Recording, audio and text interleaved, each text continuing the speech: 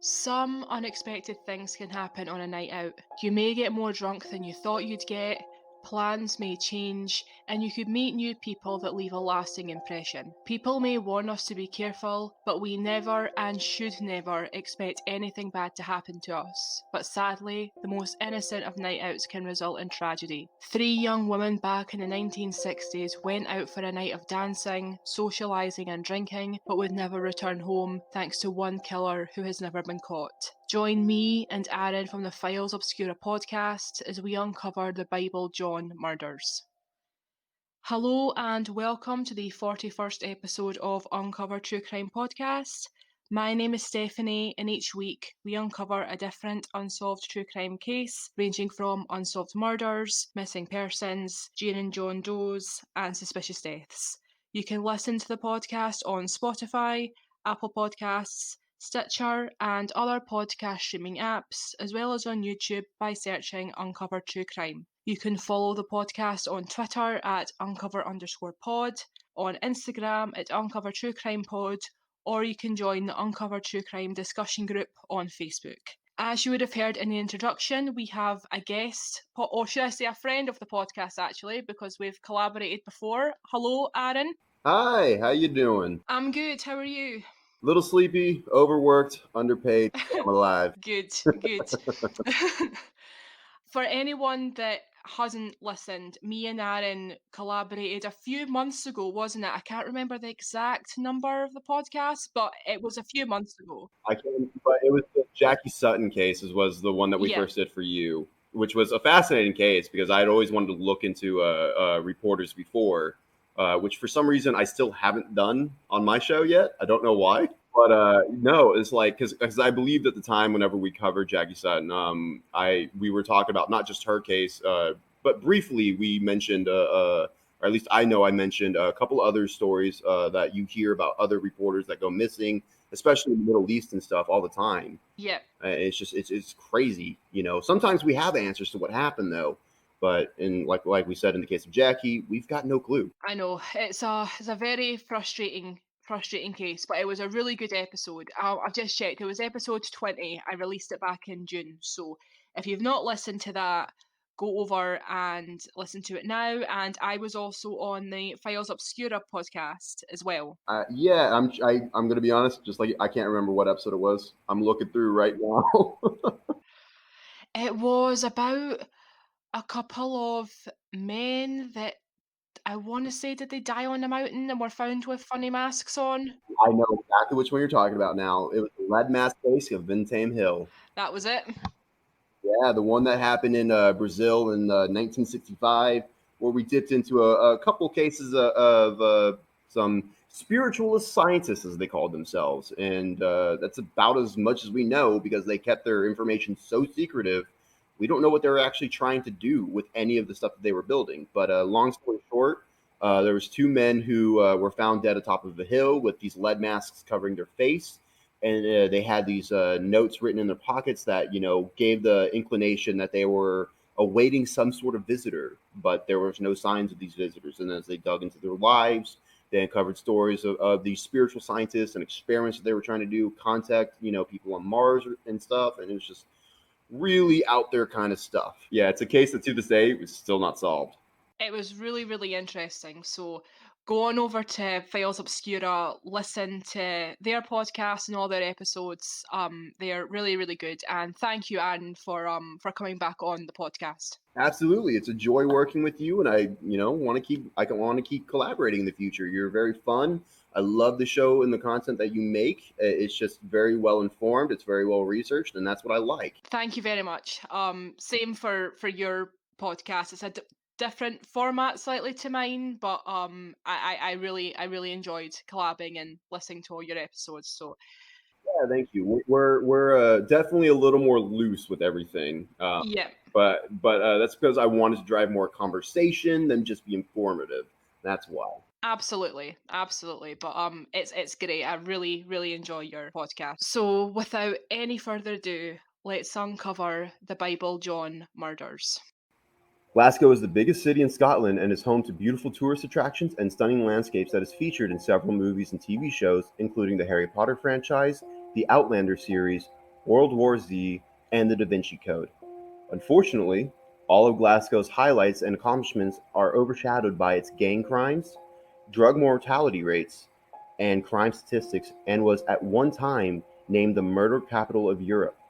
It was also the place where a man only known as Bible John killed 3 women back in the 1960s. The first known victim of Bible John was a 25-year-old night shift nurse called Patricia Docker. She was married to Alex Docker and they had a son also called Alex. Patricia and Alex were having issues in their marriage, so Patricia and her son had temporarily moved back in with her parents while they decided whether they wanted to make their separation permanent.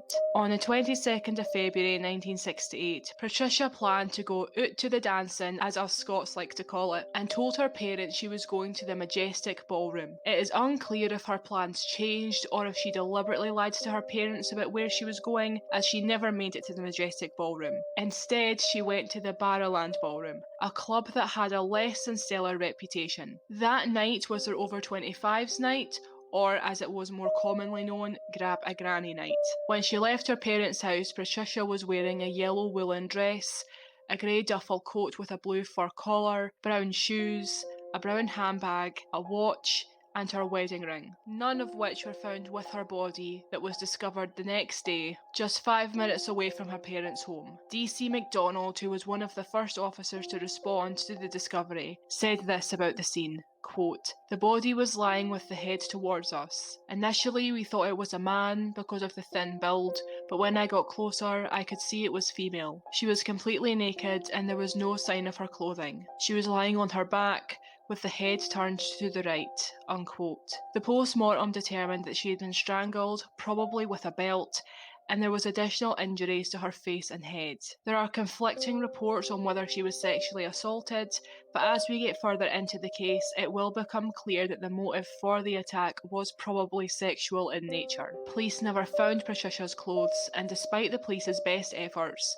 they couldn't find the person who had taken her life. But a year and a half later, they would find another victim. On the 15th of August, 1969, 32-year-old Jemima McDonald left her 3 children with her sister so she could enjoy a night out on the town. She spent the evening in the Barrowland Ballroom and was seen talking to a tall, slim man with fair hair wearing a blue suit. She left with this man at around midnight and would never be seen alive again. Her sister Margaret was worried when Jemima didn't return to pick up her children the next day and tried to remain hopeful. Even after hearing rumors that the local kids had found a body in a derelict building on McKeith Street, just a 15-minute walk from the Barrowland Ballrooms. Hours turned into days. Jemima didn't return all weekend, and Margaret couldn't stop thinking about the body that the kids had supposedly found. So she went to check it out for herself, and that's when she found her own sister's body. Jemima was fully clothed, but her handbag had been stolen and she had been sexually assaulted. Police questioned people who had been at the Barrowland the night Jemima was murdered, but other than a vague description of the man she left with, they didn't have any information that would have helped them find Jemima's killer. Her family were desperate to find the man who had left her kids without a mother, so they posted a reward for information, and a female police officer took part in a reenactment, where she wore clothes similar to those Jemima had been wearing and retraced her known movements. But still, police had very little to go on. Sadly, the next lead in the case came in the form of another dead woman who had been killed in a strikingly similar fashion.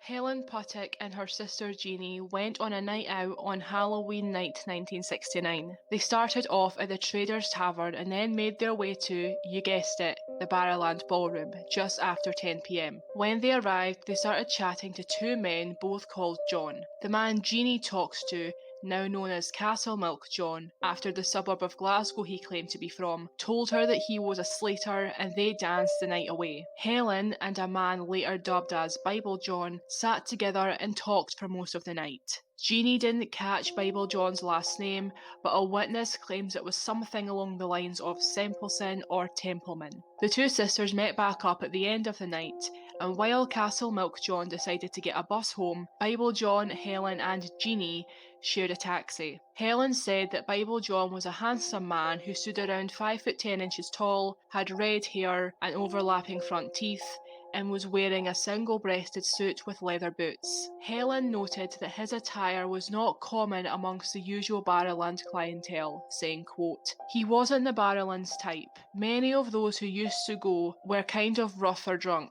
but he was nice. Very nice, polite, and well-spoken."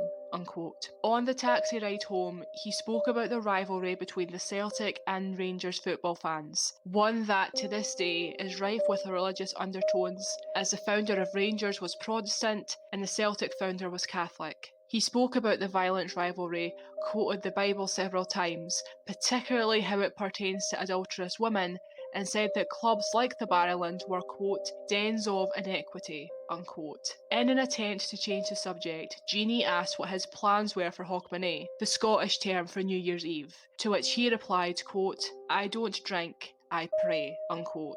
Bible John insisted that the taxi driver drop Jeannie off at her home first, which was in Yoker, before taking Helen to her home in Scottstown, despite the fact that the taxi would have to drive past Helen's house on the way to Jeannie's. Nevertheless, Jeannie got out of the taxi that night and didn't know that she had seen her sister for the last time. The next day, Helen's body was found in the back garden at the rear of her tenement flat.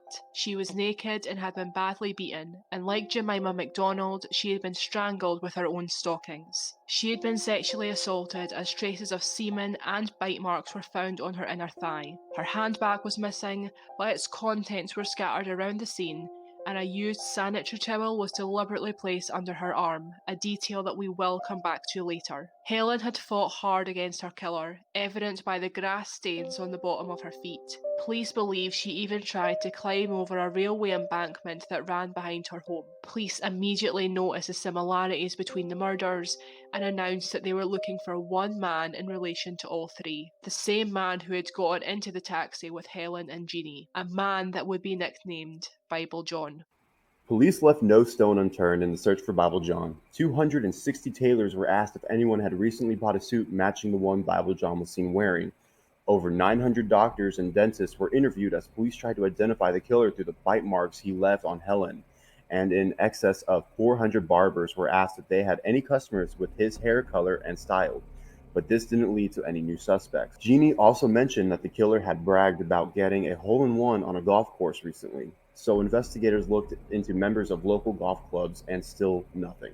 Over 5,000 people were questioned in the first year alone, but no arrests were made. Jeannie worked with a sketch artist, and a detailed sketch of Bible John was released to the public. A milestone in Police Scotland's history, as it was the first time a police sketch had been released to the public, but not everyone was convinced that the sketch was accurate. Detective Chief Inspector Brian McLaughlin is one of those people saying, quote, "It was a busy place and the stewards had to know their stuff. The man in charge was particularly good at his job and he had a good memory for faces." The man who left the ballroom with Bible John's third victim, Helen Puttock, got into an argument with him over some money that was stuck in a cigarette machine. It was a dispute over 10 pence, which sounds ridiculous now, but it was the price for a pint those days. Eventually, the man agreed to come back the next day and collect his money when the machine had been emptied, but of course, he never did. The manager was never happy with the painting, both facially or the color of his hair. "I was very impressed with him as a witness," unquote. Police did everything they could, but Glasgow is home to over 500,000 people, and a lot of them might fit the physical description.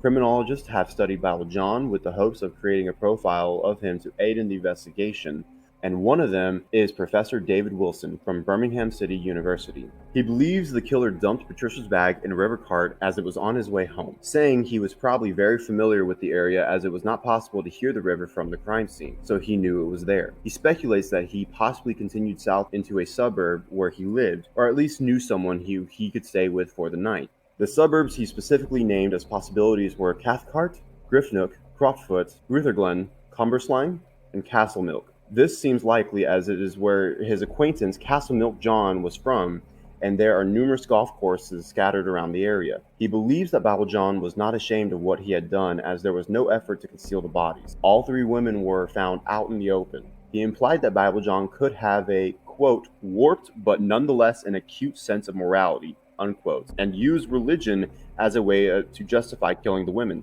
He could have believed all the women were adulterous since they were married and willing to leave the club with him. Before we delve into the theories surrounding this case, let's go over the similarities between the cases. All 3 women were attractive, young, and brunette. They were all picked up at the Barrowland Ballroom and were raped before being strangled and beaten. Another bizarre similarity that all 3 women share is that they were on their period when they were killed and their sanitary product was left at the scene, even though he undressed 2 of the women and took their clothes and handbags from the scene. So, Aaron, what are your initial thoughts on the case and on the 3 murders? Well, it's weird because my thoughts, as we're going through the case and everything, isn't initially for me to think about the victims. But one line that we read earlier that we possible theory that he was killing these women as he saw them adulterous because they were married and going through problems and et cetera and whatnot, is my thoughts is that the Bible John so far 3 for 3, you find him in the barrel end ballroom. 3 for 3, he kills adulterous women, but you don't just find these women, like you don't just know them. So I'm wondering, how many people, how many women probably knew Bible John and hung out with him and survived and had a great night with him, and then just forgot because it's just one of those little, unimportant things that just slips your mind, and human memory being such a fickle thing, I can understand why it's not something most people would remember, especially even after seeing the sketch. So I'm just wondering how many people, got really close, to this guy and how many more victims there could have been, you know. And so it leads me to wonder what exactly is the details that for Bible John said that this woman deserves to die. And you can pick up some things here and there, such as the fact that they were all in their periods. Like we said earlier, they were all, married women or they had children, So I'm just asking myself, like, what were the things that for John, Bible John, what were the things that pissed him off, I think that's really interesting because I thought the exact same thing. Like, there seems to be something that triggers this because, and we'll get into this later, that personally, I'm not convinced that someone like this would only kill 3 people and then stop. But as far as the Barrel and Ballroom murders and these 3 specific murders, there seems to have been something very specific that's triggered him. And while the fact that they were all on their period at the time of their death, while that alone could absolutely be pure coincidence, the fact that he left their sanitary product at the scene when he took everything else from them, and with the exception of Jemima McDonald, but he stole items from them, but left that, and even with Helen Puttock, it was very deliberately placed under her arm. It wasn't merely just discarded out of the way. It seems really bizarre to me. As to yeah. if there's any relevance to that or if it is a pure coincidence. Well, what if, because, women, obviously they don't have periods 24/7. Obviously not. That would be a nightmare. But what if that's like the only detail that mattered to him? Because there are things in the Bible, and other religious texts that says something along the lines of, that, bleeding on certain days or not treating it in the right way is seen as unclean. And what if he was just one of those, like, I wouldn't say Christians, obviously not to a murderer, but his fanatic belief, he only latched onto certain things. And what if, something like this, like they were all 3 on their period, what if that's the reason he killed them? It could have started out great, and then whenever he learned that fact, that was enough for him. I don't know. You know, Quite possibly. I mean, it's hard to get into the mind of a killer without, mhm. talking to them. Is You it know, maybe birth? I don't know what it was like in America back in the 1960s, but certainly in Scotland, there wasn't much choice. There was actually almost no choice of like birth control over here back then. So was it something to do with knowing they weren't on birth control, or like you said about being unclean? A YouTuber called Georgia Marie, she covered this case, and she had mentioned something in her episode about the daughter of Eve. Kind of like what you were saying is about kind of being unclean and about a Yeah, yeah. promiscuous woman. And I did try to look that up, but I couldn't find how the daughter of I couldn't find what she had clearly found, because when I googled daughter of Eve, it came up with a charity. It It, didn't come up it, with any kind of religious texts. Well, and that's one of those things you're not going to have an easy time really looking into because it's a very niche thing. It's almost on like verging on, like internet subculture is probably a good analogy for this. All the little threads and stuff that you'll find here and stories that pop up online that's really hard to research and narrow down because there's not like a website dedicated to this. It's kind of the same thing here with with religious texts and stories and different theological, beliefs and sub beliefs and shit like that, you get into, these weird beliefs that spin off from unrelated or completely wrong stories that people run with. Of course, also with the Bible, you have years and years of, translations and different sects that translate things into their own interpretation. You run into these problems. You have people that focus on different aspects of the Bible, and then you have the fanatics that just take it and run with it. So this may be one of those things, the daughter of Eve, kind of detail. It just may be one of those details that's damn near impossible to research just because there's so little information out there on it. And any information that is out there could be contradictory to something else you'll find. And Absolutely. that's the tricky thing when you deal with people who are religious, because you want to try to find a concrete source to things, but a lot of the times their information that they're running off of is all in their head. Yep. It's not something you can tangibly find. Yeah, a lot of religion is about how you interpret scriptures. So, no, I totally agree. That's probably not something that you would know about unless you really studied Christianity and you were, I struggle to call this man a devout Christian. But I you would know call what I him a mean. fanatic. That's what Yep, I would call it. yep. Very almost like extremist. And Glasgow, I'm Scottish, but I don't live in Glasgow. I'm not from Glasgow. Glasgow's around an hour away from where I live. As we mentioned earlier, there is a lot of rivalry between Celtic and Rangers football clubs. Still, to this day, half of the anti-sectarian laws we have in Scotland are because of the Celtic and Rangers rivalry. And Glasgow, it is, while it has a extraordinary high crime rate in particular parts of it, it still is, especially back then, a very religious place. Contradictory, I know.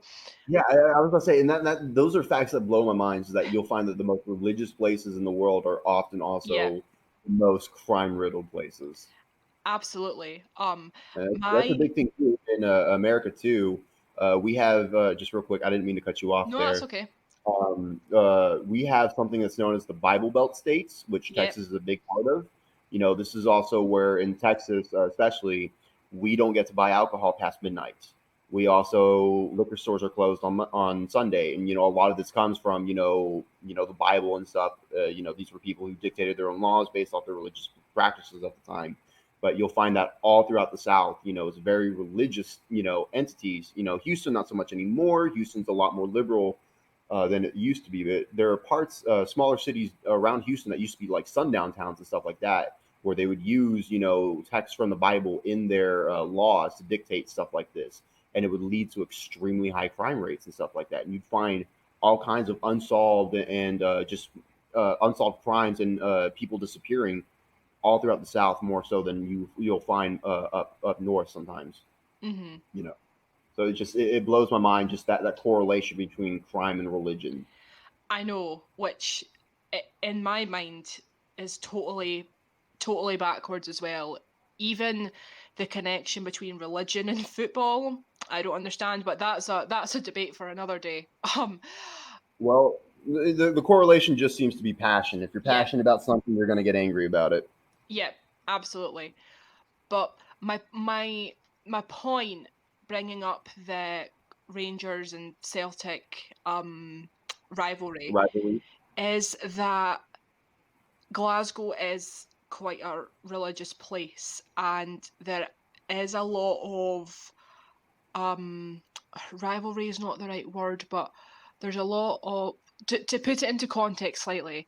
My great grandparents were both from Glasgow and both fled Glasgow because of all the religious goings on and people fighting over it and the violence that Protestants and Catholics were kind of causing.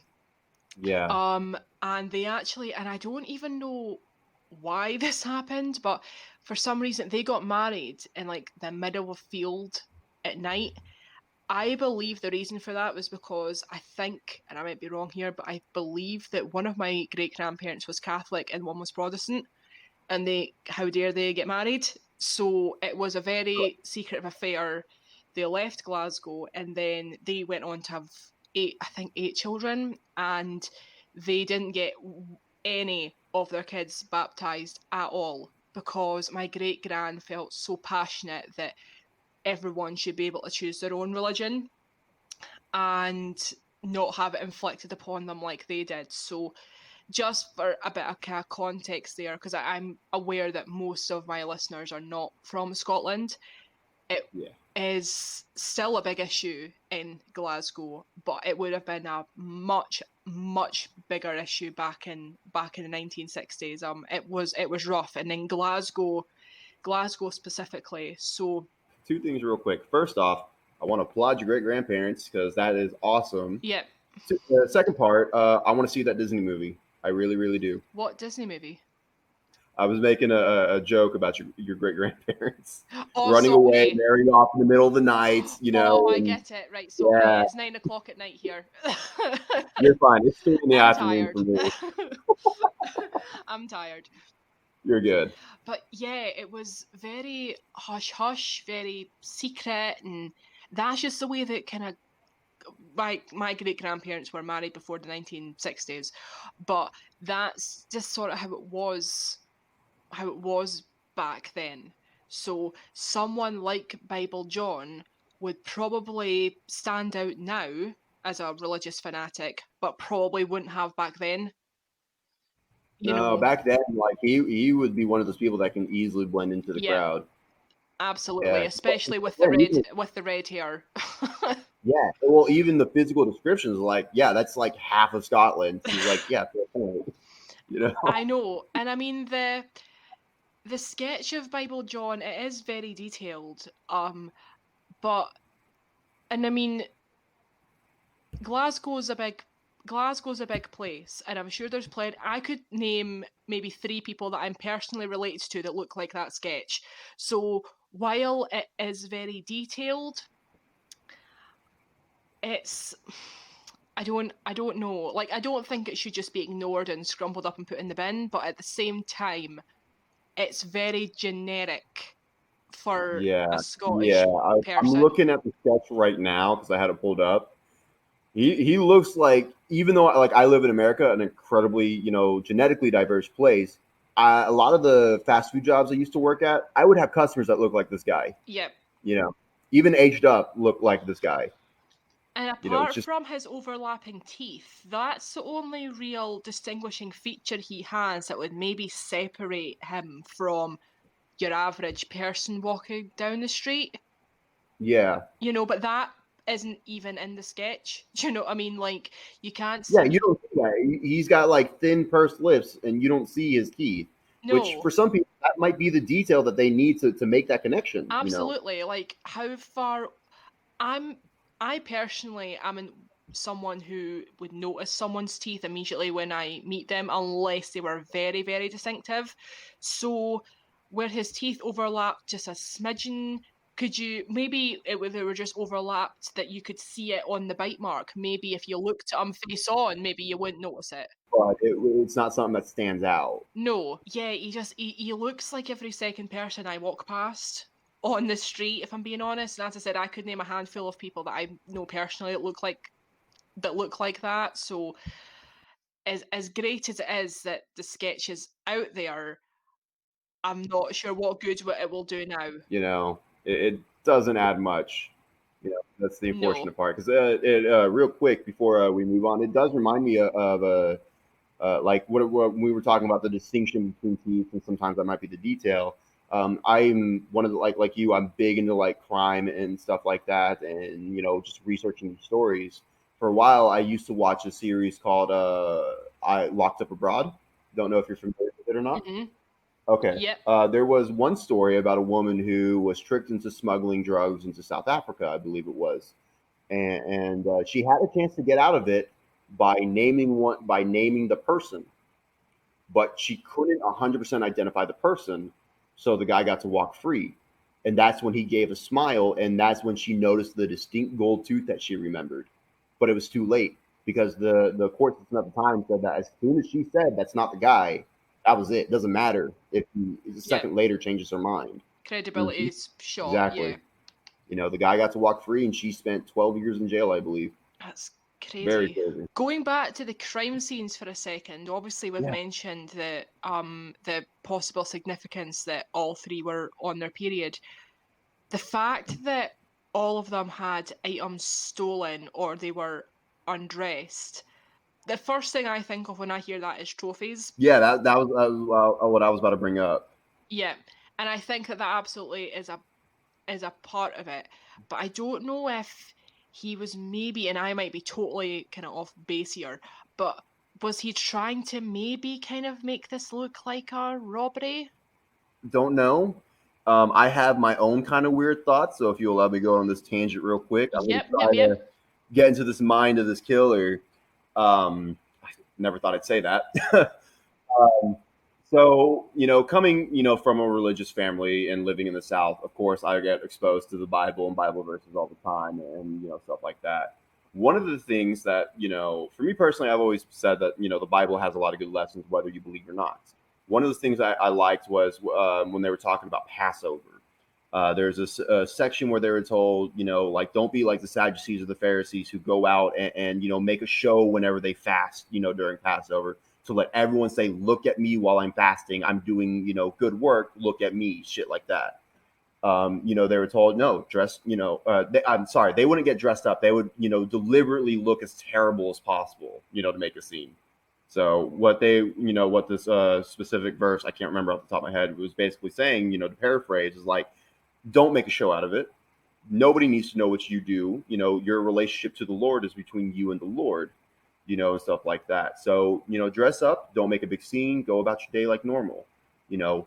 And so that kind of, in a way, a weird kind of line of thought that made me translate to Bible John was that he's trying not to make a show of it. He could have taken these things not as trophies to dispose of things that could identify him, whether they had fingerprints on him, whether they had, any other identifying marks that we don't know of. I don't know how well Yeah. DNA, study was back then, because I believe DNA was at least used by this time, but how widespread it was, how trusted it was, I don't know.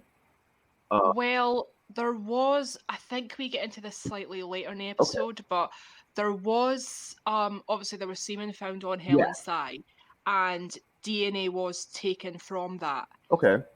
Um Although not that that is of any use now because I don't because of how little was known about DNA back then. I believe it wasn't stored properly.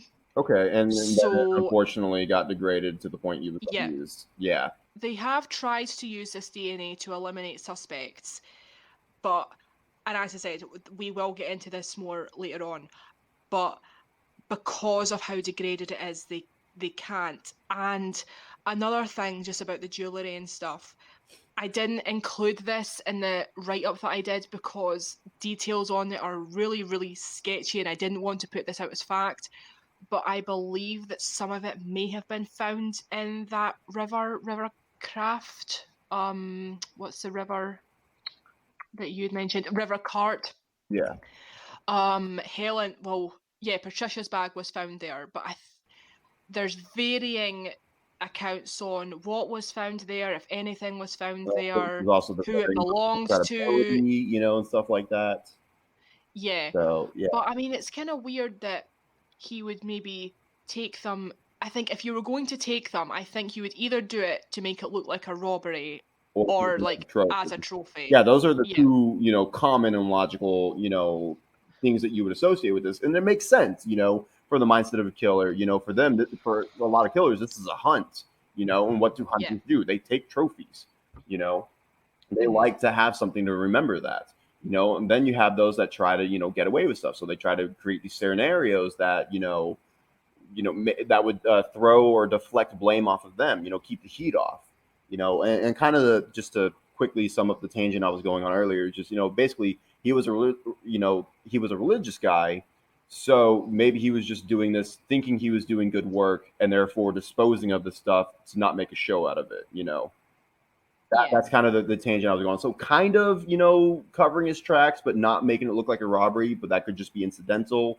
Could be a bonus part. I don't know. Like I said, I was just going off of just some tangents. For those of you who are a fan of my podcast, I do that a lot.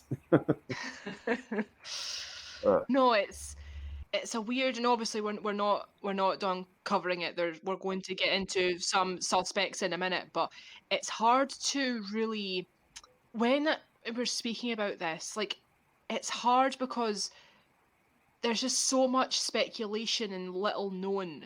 Do you know what I mean? So we're Yeah, talking exactly. about it, and we're like, how much of this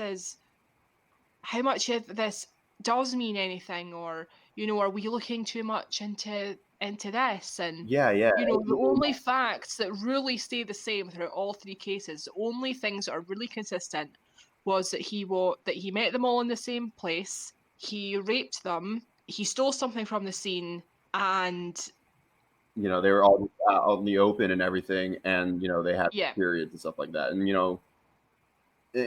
and that's about as far as you can get, and as much as information as that is, compared to other cold cases, it's not enough to give you any full picture, and of course the incredibly saturated, religious culture around this time, and just the nature of religious involved murders, already adds that extra element of crazy, into it. Because I've done some personal research into other cases that didn't pan out for an episode, looking into, the FBI's profile division and everything, looking at that history. I'm a personal big fan of Mindhunter on Netflix and stuff like that.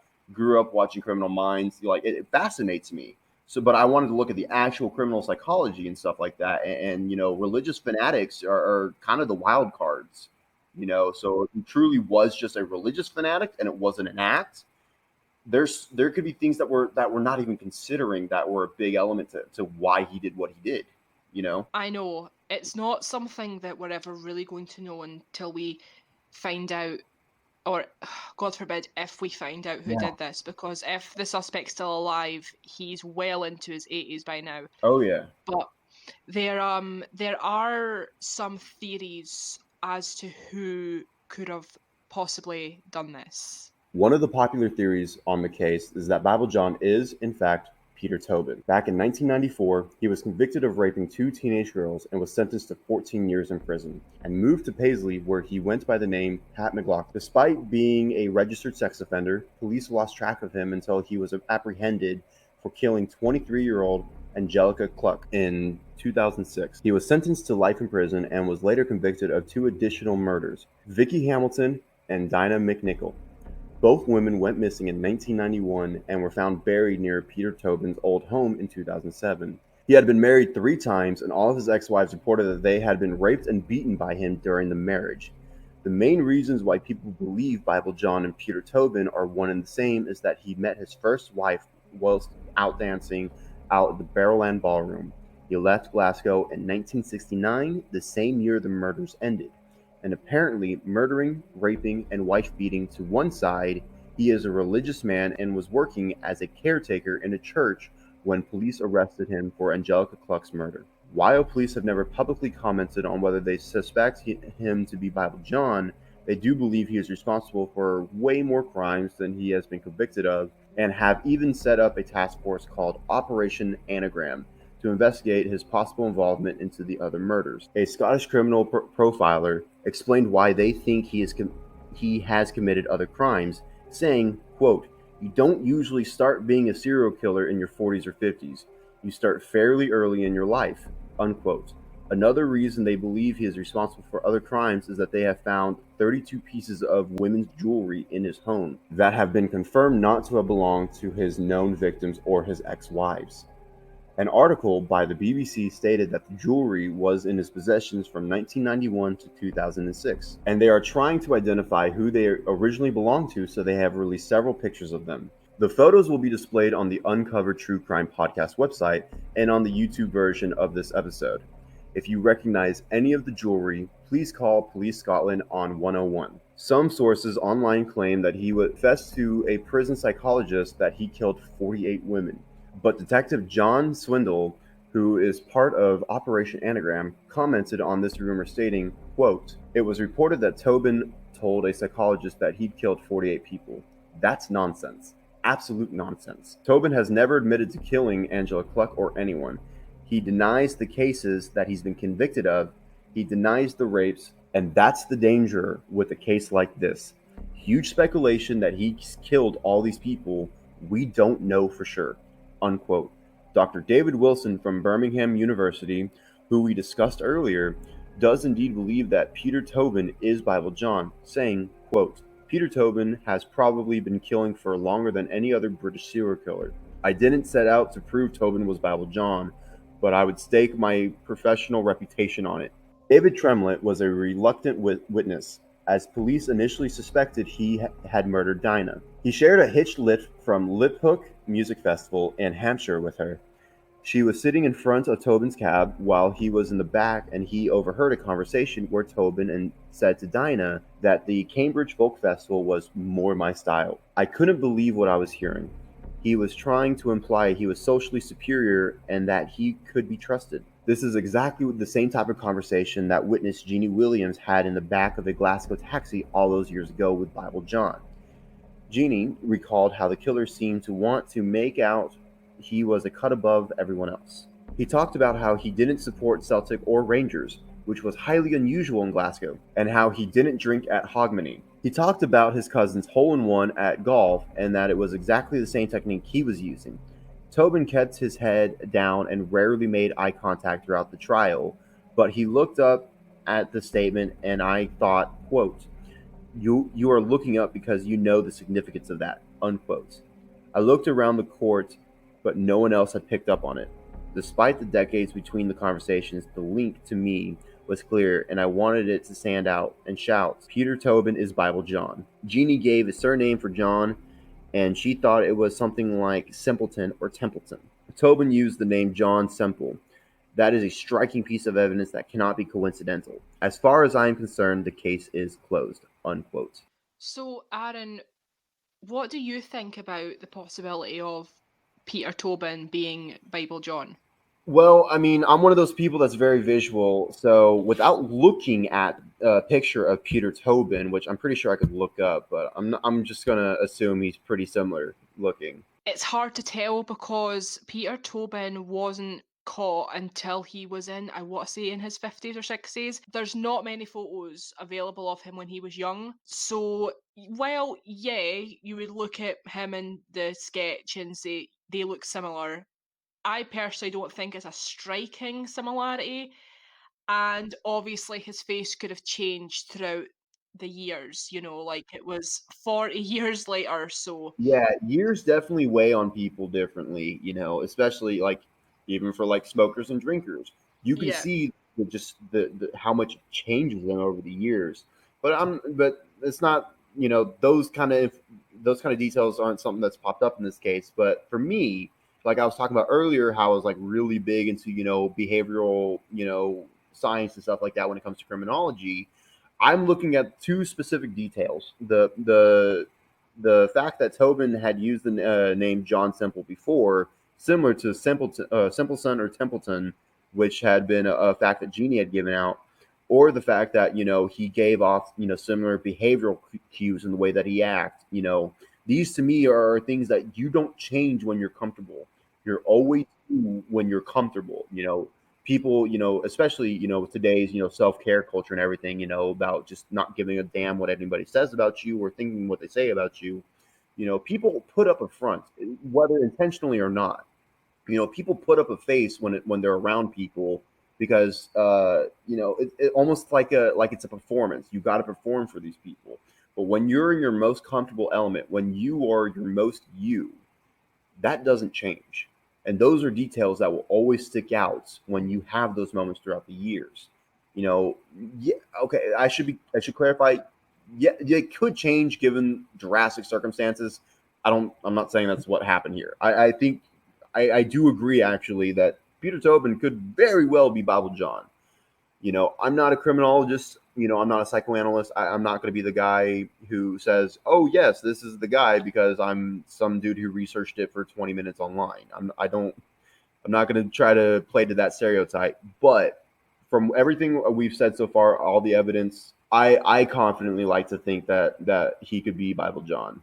Absolutely. There's so many connections between him and the case. Like the fact that he met his wife in the Barrowland Ballroom, which that on its own, obviously no, because I'm sure plenty of people have met their spouse, but that with everything else, like he was apparently quite religious.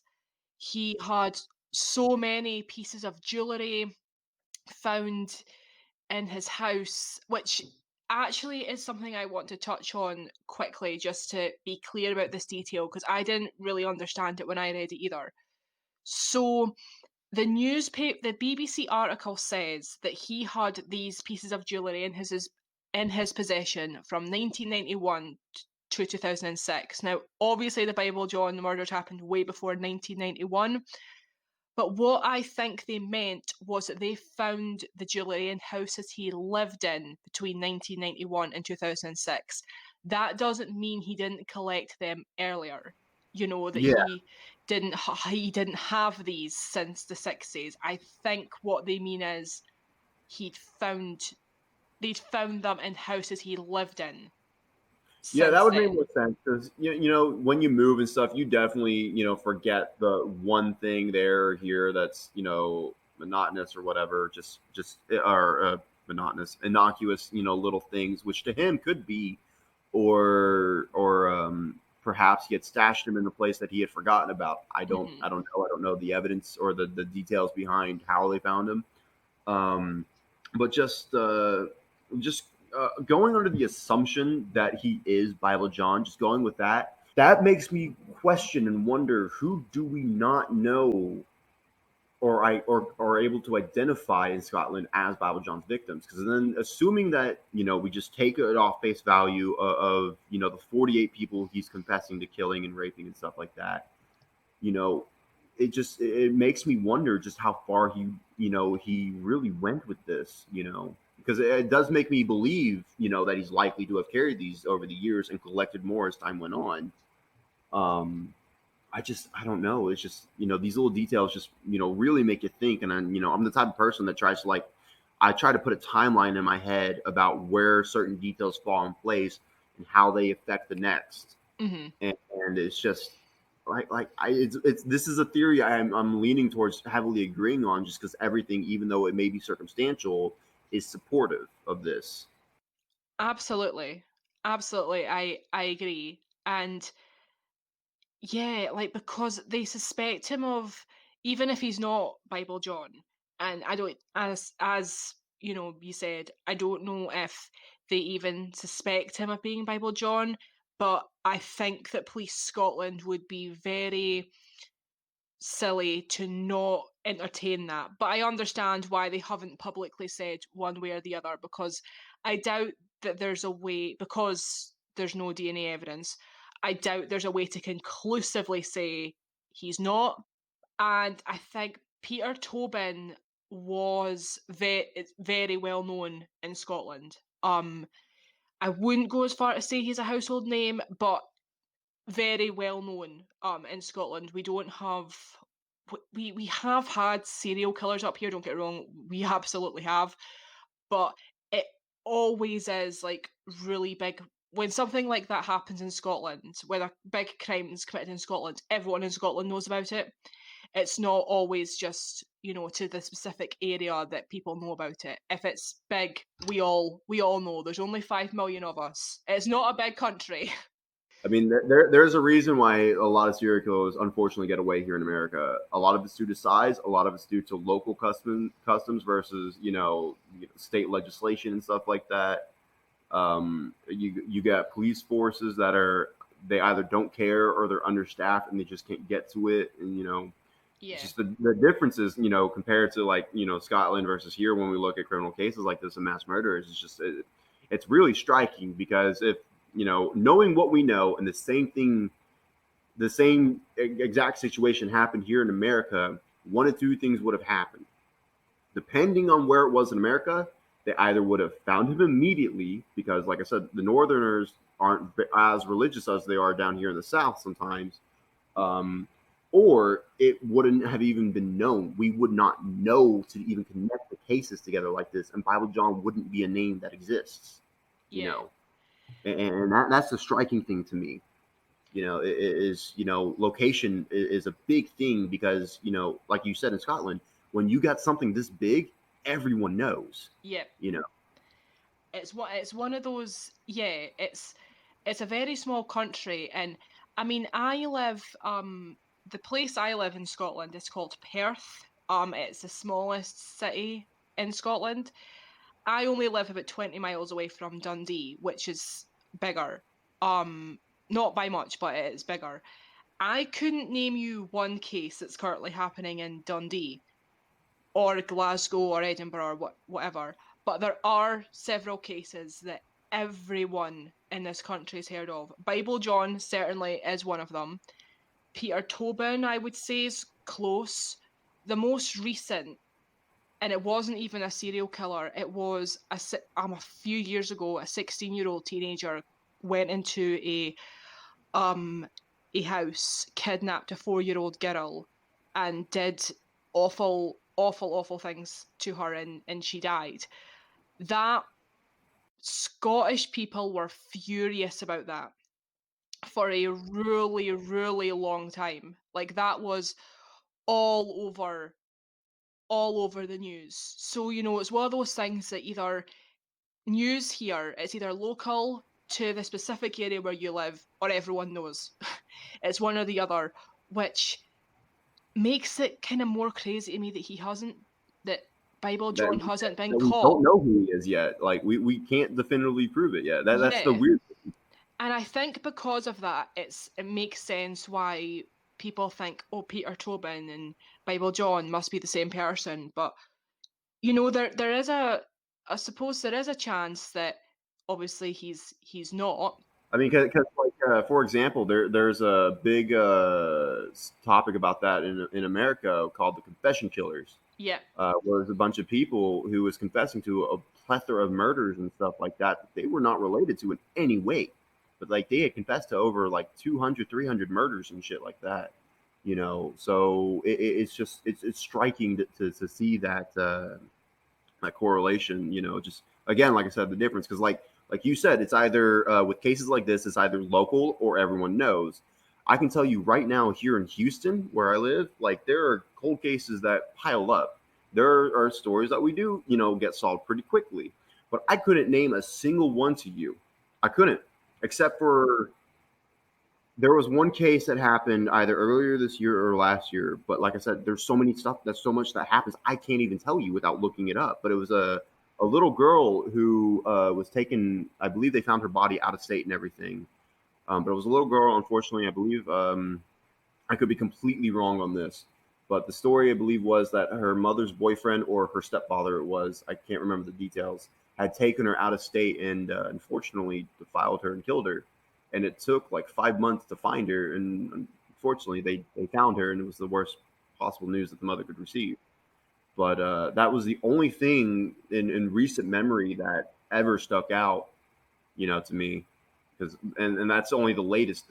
I guarantee you, there's probably been at least 30 to 50 that's happened since then, and I Probably. and I couldn't tell you a single one. I mean, even same with my hometown. Not wanting to kind of deviate off the subject too much, but even in my hometown, Yeah, I would struggle to name one.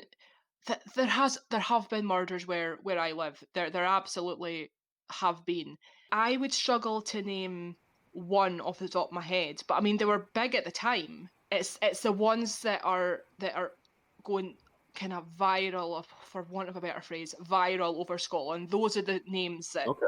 that you remember, or Yeah. unless you know them, those are the cases that you remember, or if you're personally connected to. So, yeah, God knows if Peter Tobin's Bible John, but I definitely, Like I said, I'm convinced. yeah, You know. I think it's a very, very, I wouldn't go as far as say I'm convinced, but very, very strong possibility. Yeah, there's at least a strong enough correlation. I will say that. Absolutely. Absolutely. However, there have been other suspects. Another suspect in the murders is John Irvin Mcinnis, who was said to have strongly resembled the police sketch. He was questioned over the murders and took part in a lineup to give Jeannie the chance to identify him as the man she and Helen had shared a taxi with the night that her sister was murdered. But she was unable to say for certain if he was the same man. Years later, Jeannie made a public statement saying she was sure that John Mcinnis was not the man who killed Helen. John was never arrested or charged, and he died by completing suicide in 1980. Even after his death, police heavily suspected he was Bible John, and in 1996 they exhumed his body and tested his DNA against the semen found on Helen's leg. Sources really differ on the results. Some say they didn't match, others say it was inconclusive. However, years later, it was found that the DNA was not of good enough quality to test, so this really doesn't tell us a lot. John's family were hounded by the media after his name became public, with people all over Scotland convinced that he was Bible John. The Scottish government have apologised to his family for the pain and suffering they've experienced because his name was leaked.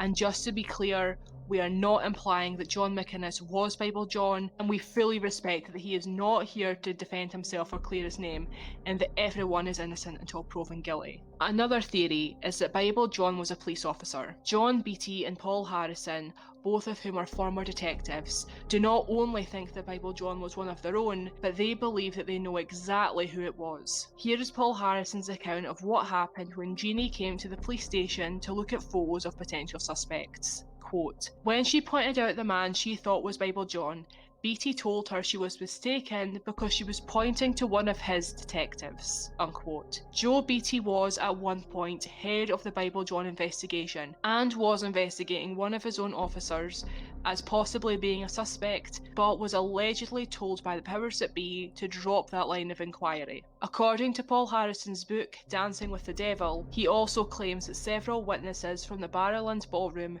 had seen Bible John with a police badge. Paul Harrison elaborated on this saying, quote, I got calls from bouncers who worked at the Barrowland, who told me they believed the killer was a cop. Some of them had gotten into a fight with a well-dressed man at the time of the killings, but he had produced a warrant card and told them to back off. Later, they matched the Bible John photo fit to the man they'd beaten up. Unquote. The man he suspects of being Bible John is apparently retired from the police force on medical grounds, is very religious, and currently lives in the Highlands. But Police Scotland deny that any officer was ever a suspect, as they released an official statement saying, quote, to our knowledge, it has never been suggested that Bible John was a police officer. These murders are still unsolved, and we would welcome any new information that comes to light. Unquote. Could Bible John have been a police officer? My answer to that is absolutely, of course he could have. There's nothing in the case, in my opinion, that sticks out at me that says, oh, absolutely, because of A, B, and C, he was a police officer. But why couldn't he have been? That's also, being an American, that's something that's very prominent with me, because not only do we have cops who get away with legal killings out in our streets all the time, unfortunately, there are actual killers who were cops and killed privately and stuff like that. The Golden State Killer, what was his name? Vincent something. He was a former police officer who was proven in court due to DNA testing. He was the killer. He was the Golden State Killer. Yeah. So you do have bad cops. You do have the really bad seeds. But the line that stuck out to me, the last quote that you read, to our knowledge, has never been suggested that Bible John was a police officer. And then you have all these bouncers saying, no, we think it was a cop, and he produced a warrant card and everything, at the time. It just, to me, saying like, it looks like you're trying to hide something or dismiss something immediately, either because or you just don't want to acknowledge the possibility. It would look awful on Police Yeah, if one of Scotland their own was a killer, it would look if, horrible. yeah, You know, it would look really bad. And while we I'm not going to sit here for 1 second and say that our police service is the best that it could be. I have family members who are ex-police. I'm not going to sit here and say that our police system is perfect. I know from personal experience it's not. However, while we perhaps don't have the same issues that are going on in America, or maybe at least not to the same degree, there is a lot of corruption in Police Scotland. There absolutely no, I is. was gonna say, there's another thing that kind of just sticks out to me is, two things. Like, yes, police officers also tend to protect their own. I get the mentality. These are people you work with every day in a very dangerous environment. I understand that. I'm not going to sit here and say it's justifiable, because if that gets in the way of convicting a killer, that's a problem. But it also stuck out to me because of a detail about all the bodies just being splayed out openly, like he didn't care. This strikes to me as a detail, assuming that Bible John was a cop. If the body had been found for any reason around the time that he was close, he could just pull that out and being like, I was called to the scene, XYZ, I'm here to investigate, and all that. So it's as if he carried that badge around as his form of immunity towards anything, assuming that Bible John was a cop, which could play into why he didn't care, you know.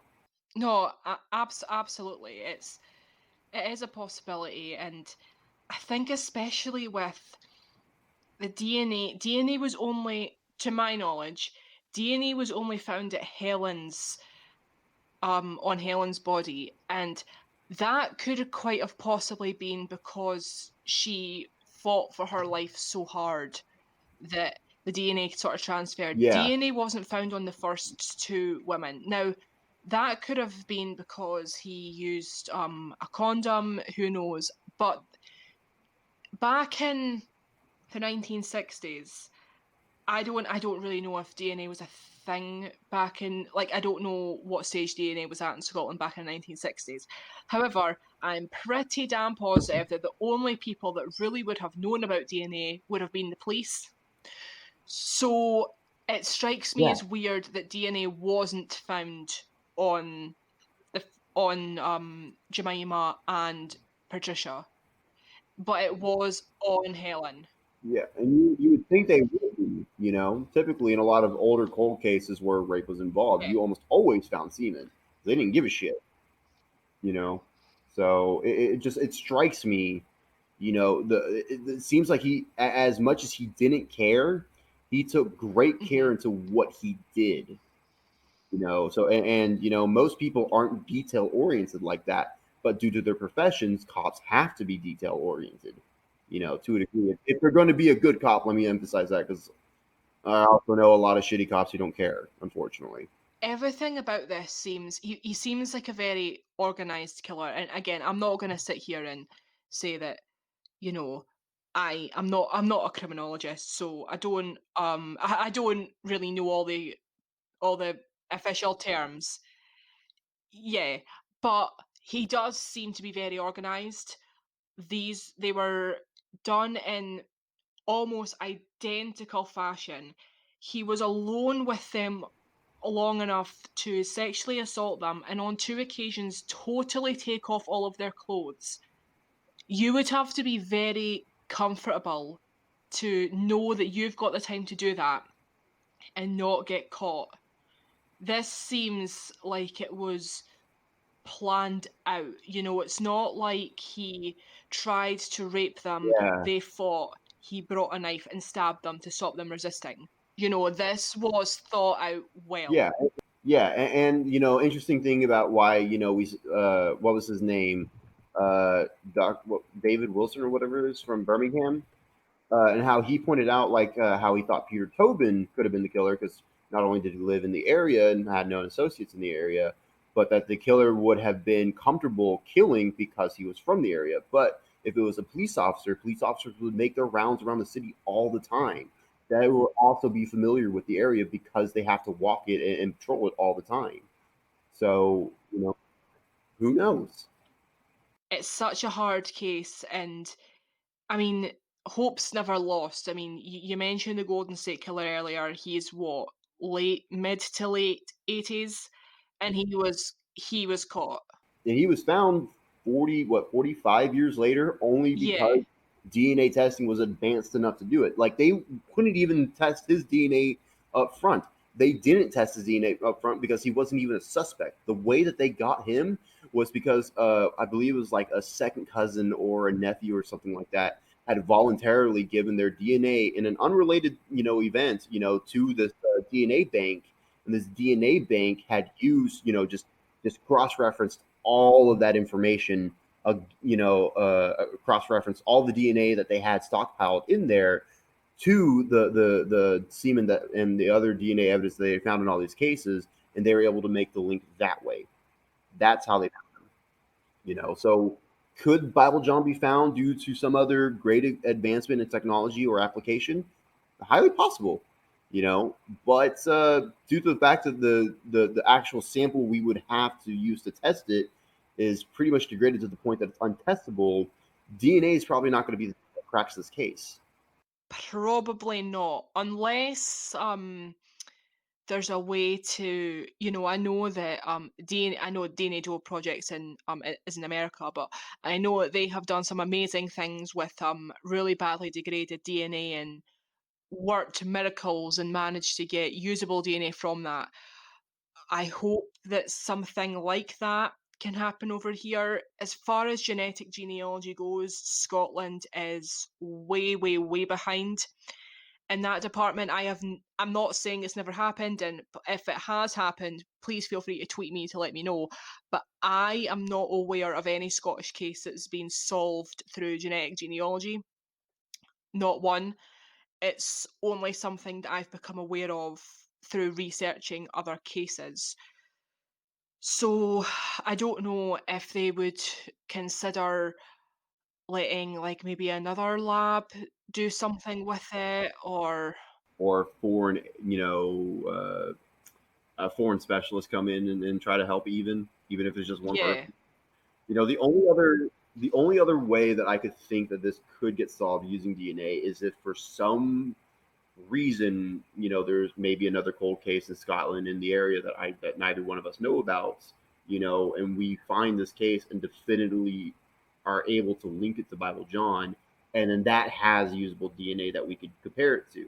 That'd be the only Possibly. other logical step I could think of that could, in theory, take it, but that's based on a crap ton of assumptions, you know. Yeah.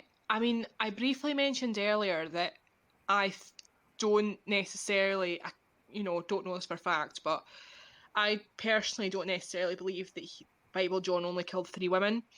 There was a massive gap between him killing Patricia and Jemima.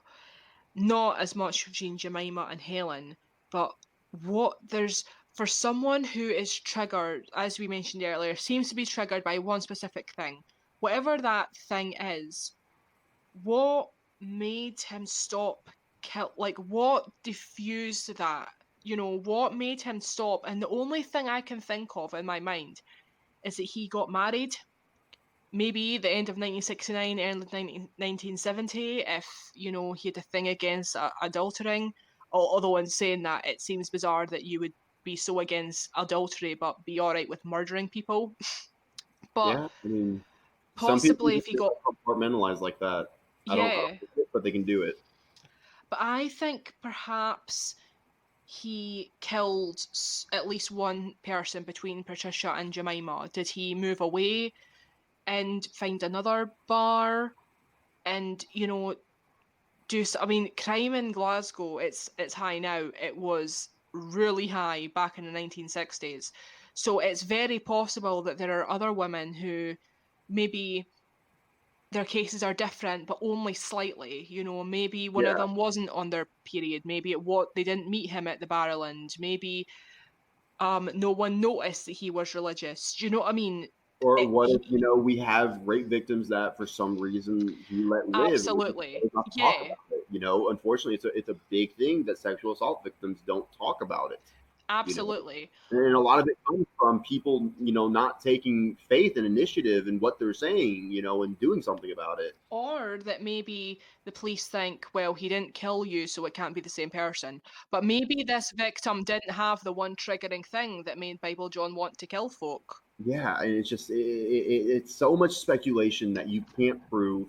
And would, even if you could, probably wouldn't hold up to any courtroom, through No, legal proceedings or whatnot. And it sucks. It sucks being, having those, assuming that, this would eventually happen with this case. But I've read up on other cases. It sucks having all that information. It's true, and legally you can't prosecute, because that happens in some cases that I've researched, and it's mind blowing. It's like you as a human being in every moral fiber that exists within you gets enraged by that, you know, and it's just because it's just baffling sometimes, it just blows my mind what people are capable of, and just even kind of like going back to um, some of the victims that he had gone through.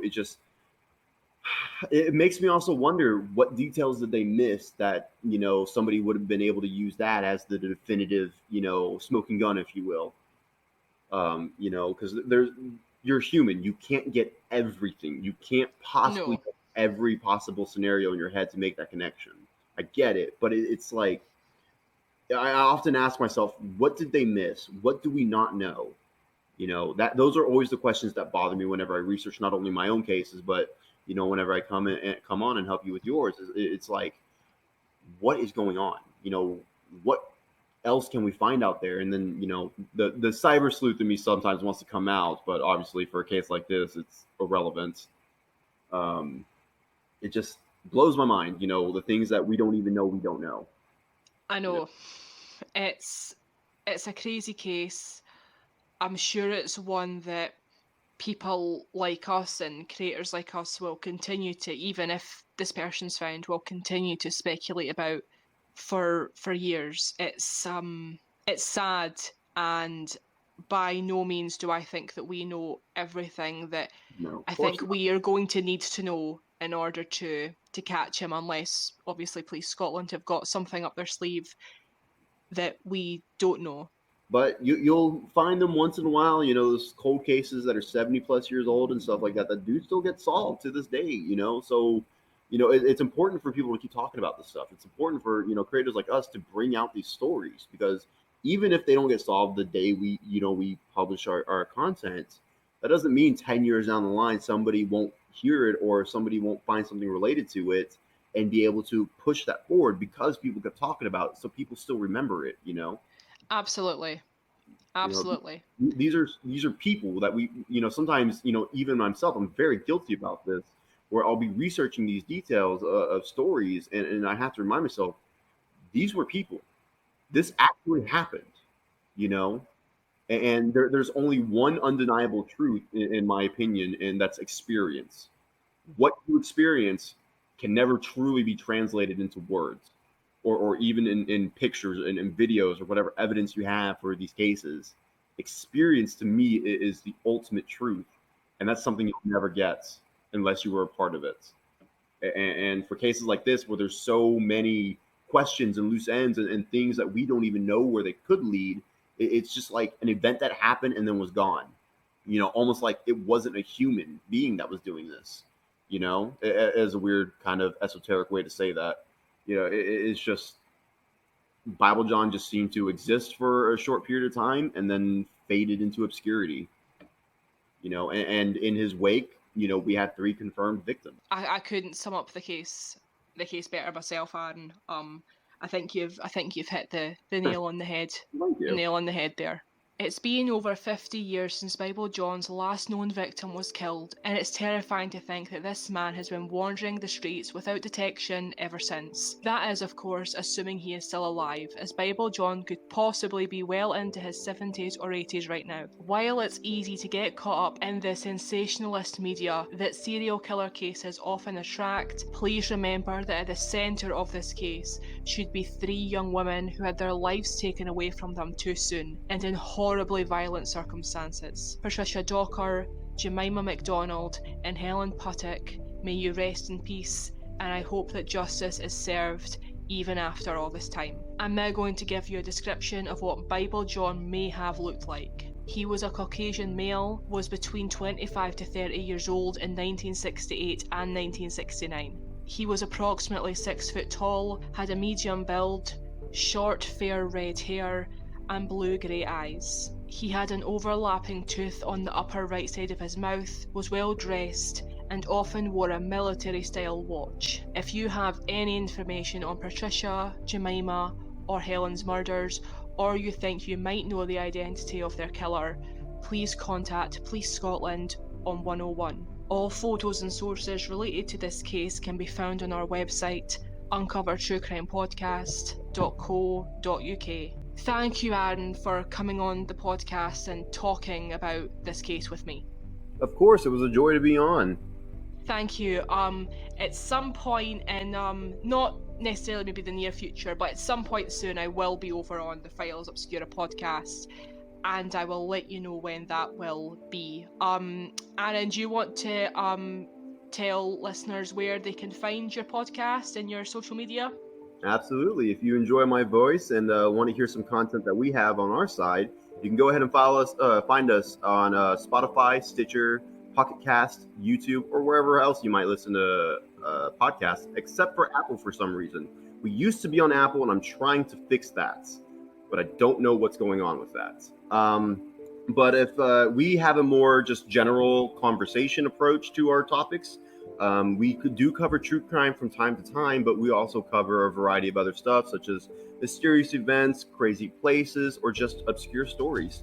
And I'm usually joined with a few other co-hosts, so we have a more, variety of personalities that you may get into if for some reason you don't like me. And, to each their own. Who wouldn't like you, Aaron? Come on. You're a very likable guy. If you like our chemistry that we have talking on today's episode, just keep a lookout for the future. There might be something on the horizon. Yeah. Stay watch this space, as they say. And again, thank you for coming on. Please go check out his podcast. If you like what I do over here, you certainly will like his approach, so please head on over and give him some support. I'll put all the links for File Obscura in the description or show notes of this episode. That's everything I have for you today. Thank you for listening till the very end. Please stay safe and have a good night.